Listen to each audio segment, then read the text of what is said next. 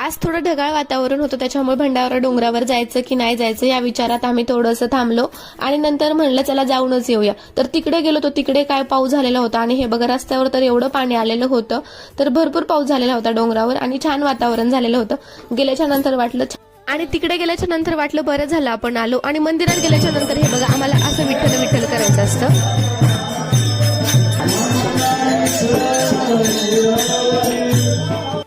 घरी आल्याच्या नंतर विशूच्या हाताला ह्या गाड्या लागल्या आणि याच्यातली एक गाडी खेळायला दिली तर त्याला एक नव्हती पाहिजे, तर त्याला त्यातल्या सगळ्याच गाड्या काढून पाहिजे होत्या.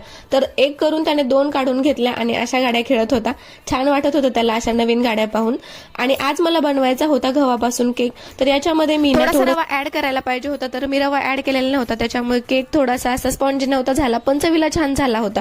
तर मी काय केलं, गव्हाच्या पिठामध्ये 2 चमचे कोको पावडर, टुटी फ्रुटी, तेल आणि पाण्यामध्ये थोडासा गूळ मिक्स करून ते मध्ये घातलं आणि छान मिक्स करून घेतलं. थोडंसं मीठ घातलं, बेकिंग सोडा, बेकिंग पावडर हे घालून छान मिक्स करून घेतला. एका ताटाला तूप लावून घेऊन त्याच्यामध्ये हे बॅटर छान मिक्स करून दिलं आणि ओव्हन मध्ये 180 डिग्री सेल्सिअसला 40 मिनिटांसाठी बेक करून घेतलं. तर केक तसा चवीला छान झालेला होता, पण थोडासा स्पॉन्ज झालेला नव्हता त्याच्यामुळे. पण नेक्स्ट टाइम जेव्हा केव्हा मी गव्हाचा केक बनवन ना, त्याच्यामध्ये आवर्जून थोडासा रवा ऍड करन.